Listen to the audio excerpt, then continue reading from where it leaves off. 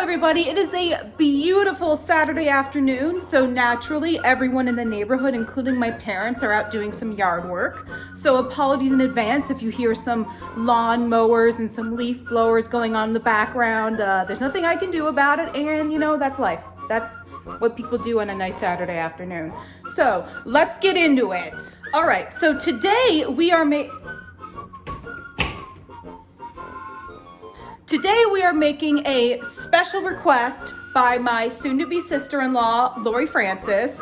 Tomorrow is her birthday, and she has been begging me to make butter cookies ever since I first brought up I'm gonna start doing baking videos. So that's what we're gonna do today. Excuse me, ma'am. Quiet on the set. Quiet on the set. Quiet on the set, please.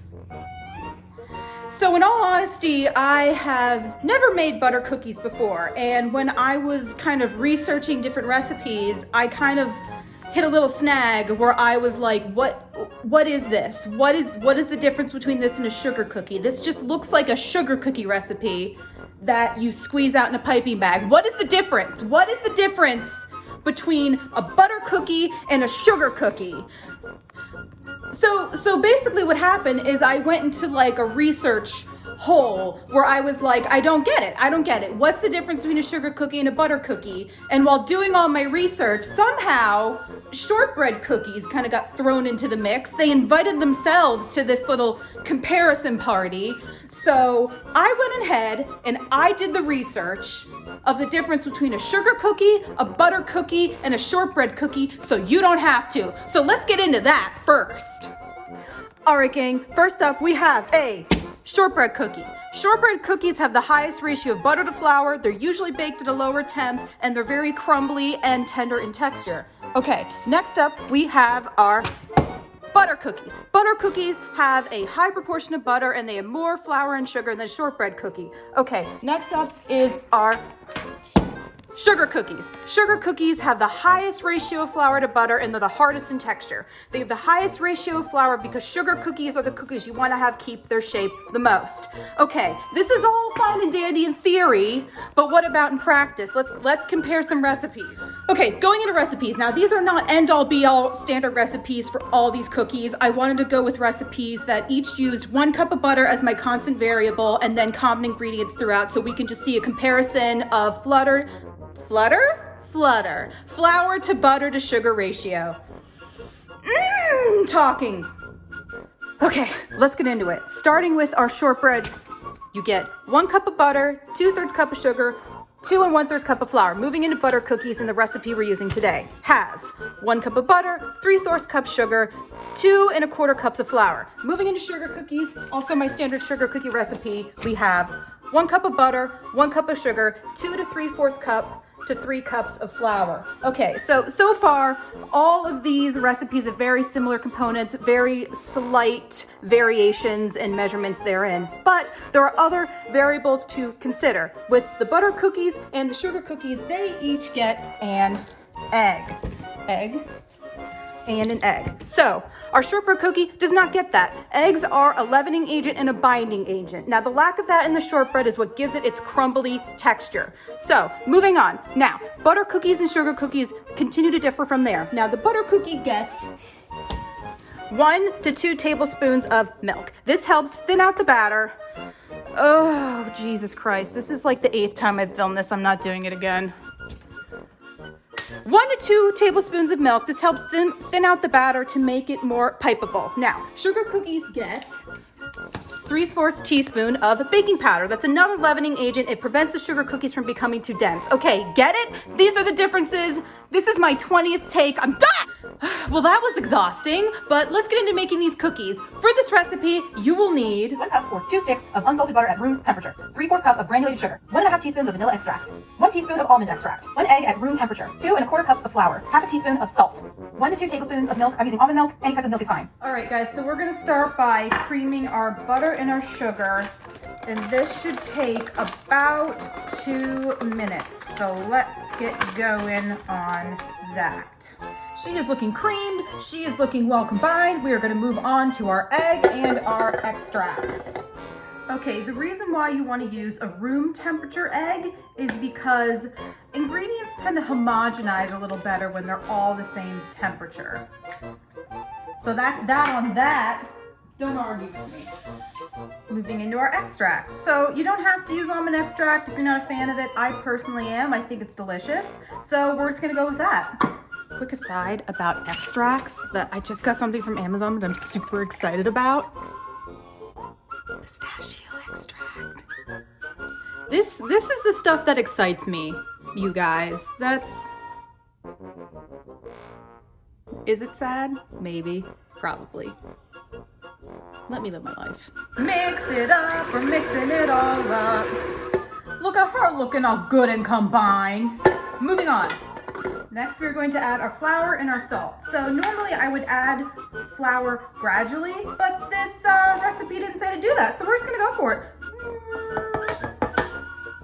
And salt. Okay, that's looking pretty good, pretty combined. Next, I'm going to add the milk 1 tablespoon at a time. We're gonna start with 1 tablespoon, see how pipeable it is, and if we need more, we'll add it. So let's go ahead and do that. Okay guys, now I told you this is my first time making this, and straight off the bat, I can tell you that this dough is wetter than a sugar cookie dough, and it's also wetter than a shortbread dough. So if we're adding on the differences, there's another one for you. All right, let's see if this is pipeable. All right, so I got a large piping bag with a star tip, piping tip on it. This is a 1M piping tip from Wilton. So let's just start by putting in a little bit and see if she is pipeable. All right, we're gonna do little like rosettes, starting on the inside and working our way out.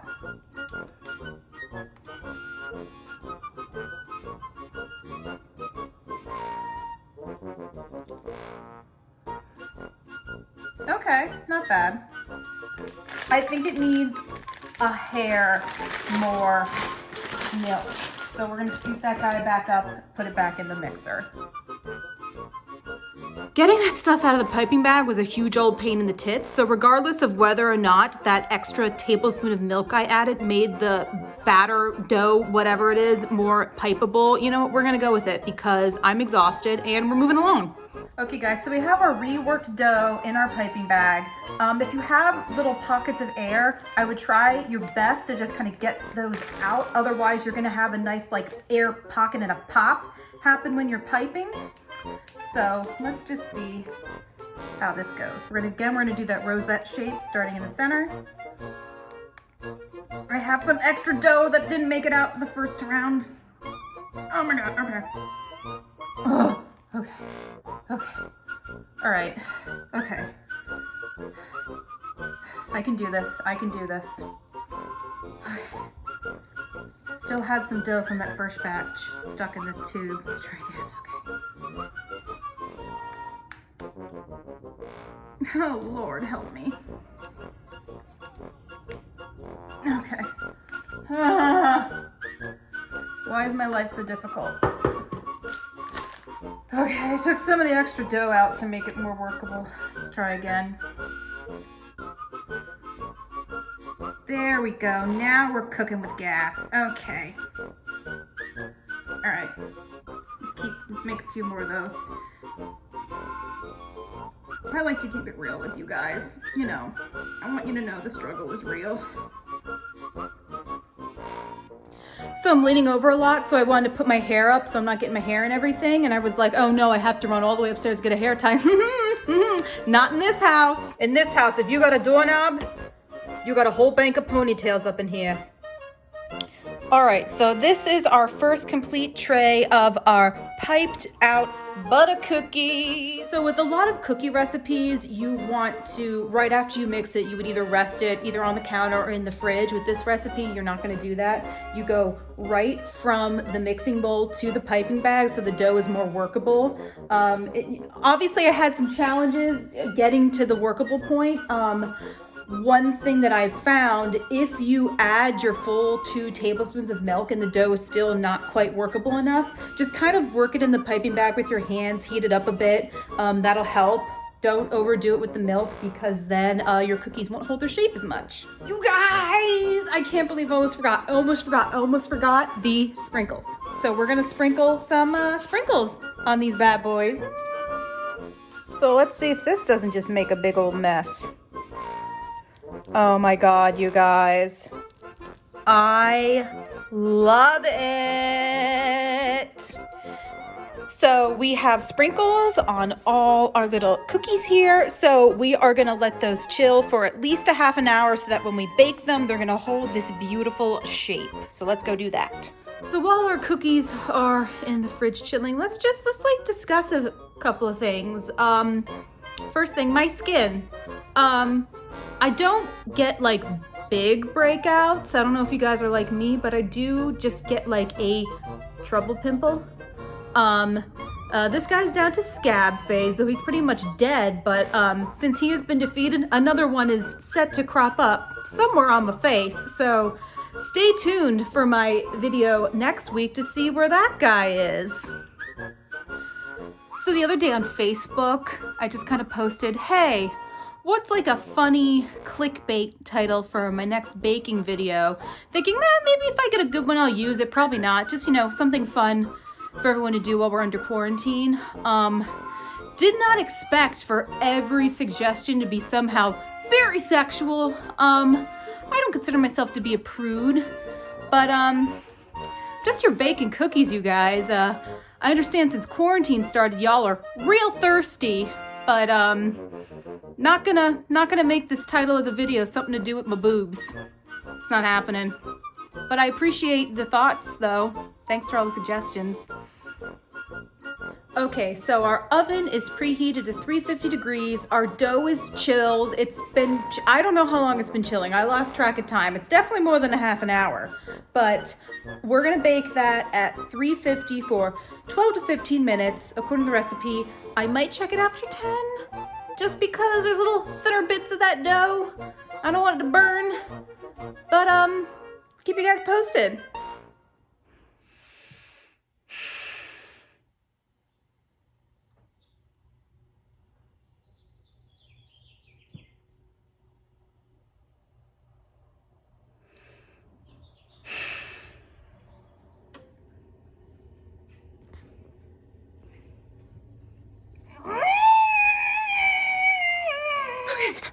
So I decided, since those cookies were a failure, I was just gonna go for my daily jog, clear my head a bit, and try again.